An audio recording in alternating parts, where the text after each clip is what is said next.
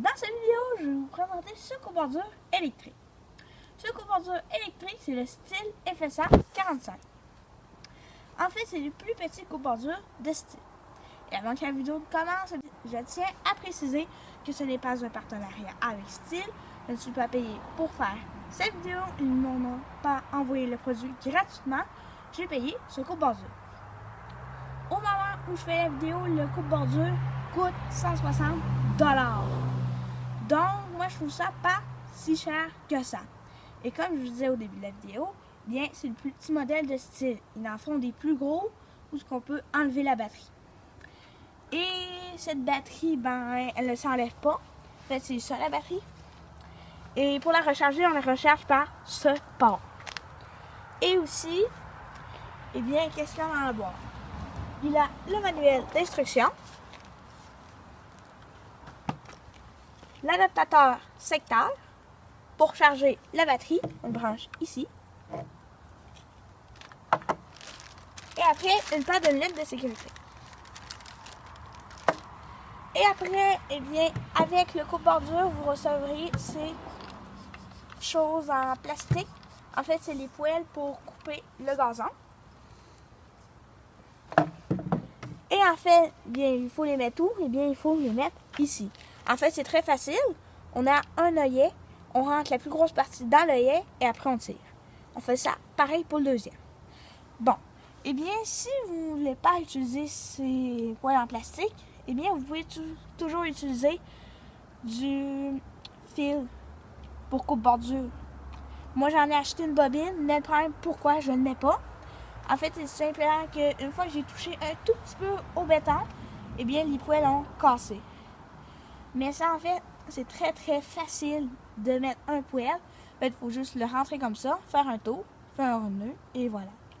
Et pareil pour l'autre côté. Bon, eh bien, le moteur de ce coupe-bordure est dans la tête. Donc, voilà. Aussi, le coupe-bordure est rétractable. Donc, on peut le rétracter. Comme ça. Et après, ben, on peut le tourner aussi.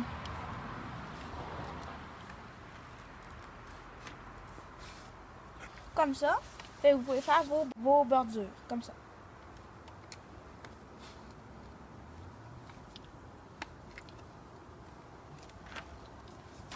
Ici, on a la poignée que vous pouvez ajouter ici.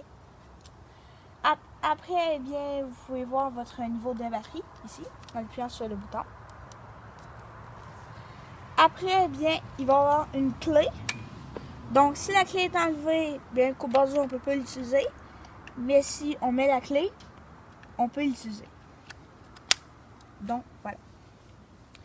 Bon, eh bien, un petit point négatif, c'est ici, en fait, parce que c'est très, très petit. Donc, quand vous allez le mettre, eh bien, faites attention qu'il ne tombe pas, parce que si je touche un petit peu, eh bien, il tombe.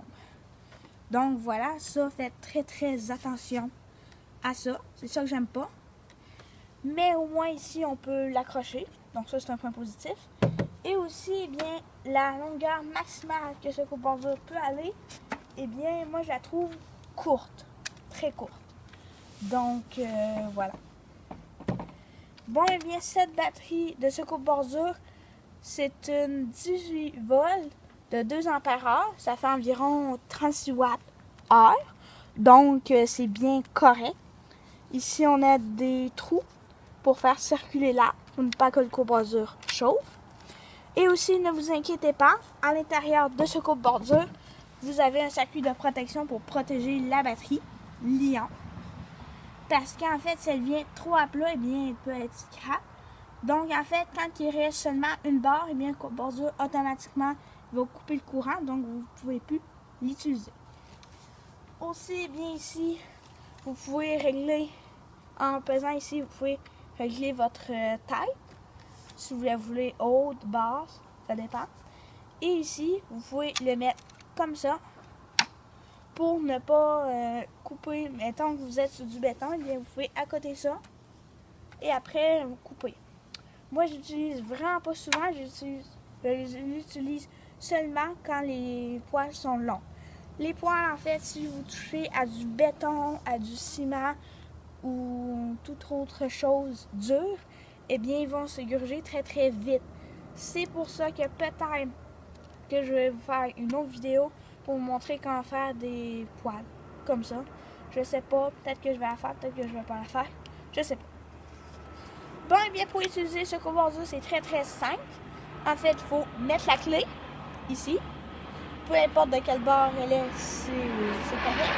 En fait, cette clé, c'est juste un fil à l'intérieur, comme ça, qui vient de cette borne-là à cette borne-là, qui va tirer là. Fait qu'un voleur qui veut l'utiliser, ben, c'est très facile. Vous prenez un fil, vous le mettez là, et voilà, vous avez votre clé. Fait que ça, moi, je trouve pas ça comme une protection.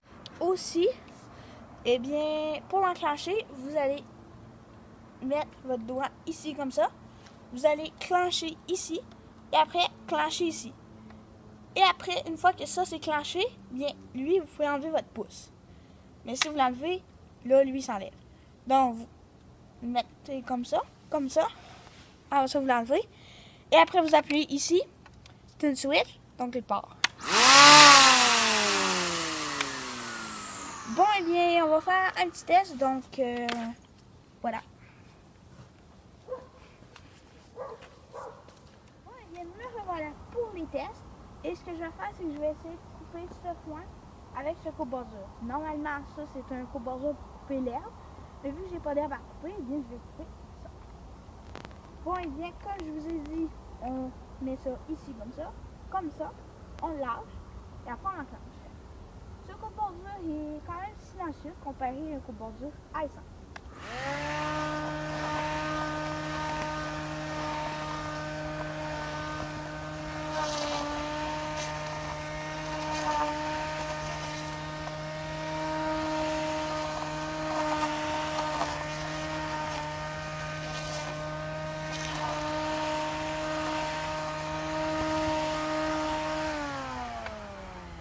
Donc, voilà, moi je le trouve très très performant. Ce coupe-bordure, le moteur électrique est très fort et très performant. Et aussi, eh bien, je peux couper des gros framboisiers. Donc, il y a vraiment pas de problème. Tandis qu'avec un coupe-bordure à essence, eh bien, il y avait de la difficulté. Donc, voilà, c'est tout. C'est tout pour cette vidéo. N'oubliez pas de mettre des pouces en l'air, des commentaires et de vous abonner à la chaîne.